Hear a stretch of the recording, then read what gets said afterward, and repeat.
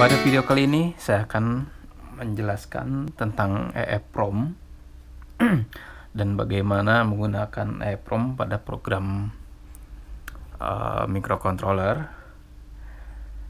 Sebelumnya, EEPROM adalah memori yang bisa kita baca, tulis, bahkan dihapus secara berkali-kali, dan berbeda dengan RAM ataupun ROM.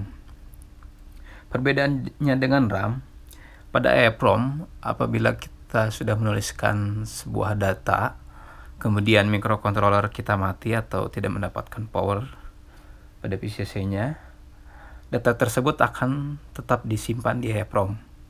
Sehingga ketika kita menyalakan kembali microcontroller kita atau power sudah kembali menyala, EEPROM tersebut datanya tidak akan hilang dan tidak berubah, sehingga kita bisa membacanya kembali. Berbeda dengan RAM, apabila power sudah mati, data tersebut akan hilang.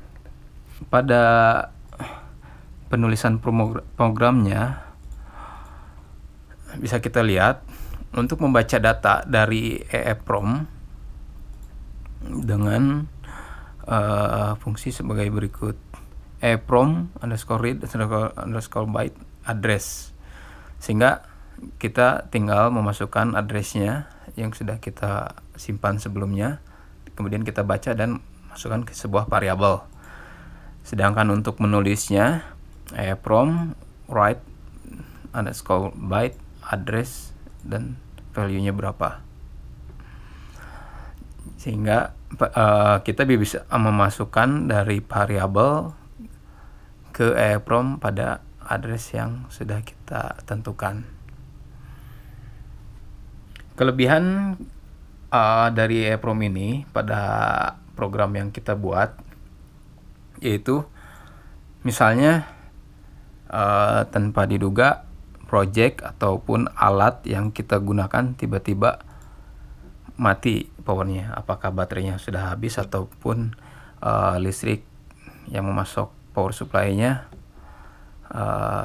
mati dari PLN-nya, sehingga microcontroller berhenti bekerja dan data tetap disimpan di EEPROM.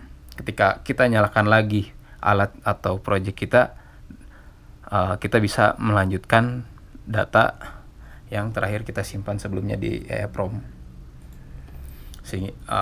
Jadi intinya, ketika mati lampu atau mati listrik, data tetap aman. Oke, langsung saja kita tes. Pada program yang sudah saya buat tentang control timer, di sini ada program yang sudah saya sisipkan untuk menyimpan di EEPROM-nya. Apabila script ini saya masukkan, berarti pada microcontroller saya dia menyimpan datanya pada EEPROM. Oke, kita coba saja langsung. Saya compile dulu, sudah berhasil, lalu saya programkan ke microcontroller saya. Sedang download.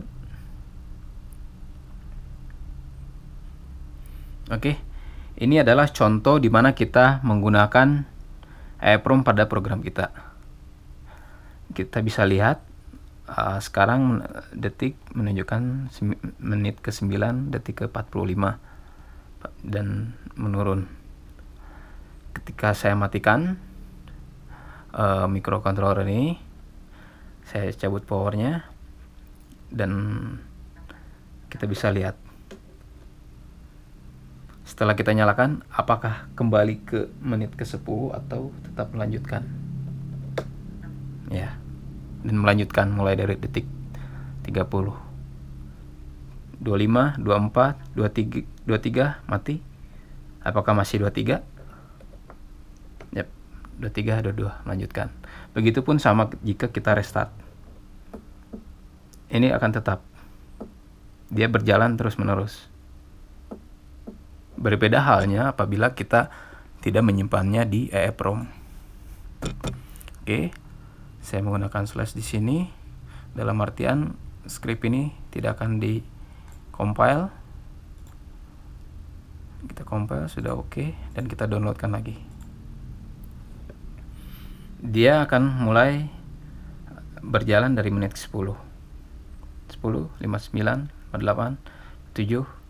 Oke, bagaimana jika kita cabut powernya? Apakah dia akan melanjutkan atau kembali ke 10? Cabut kita dan kembali ke 10. Itulah perbedaan menggunakan EEPROM atau tanpa EEPROM. Sama seperti sebelumnya, apabila kita restart, dia akan kembali 10 dan kembali.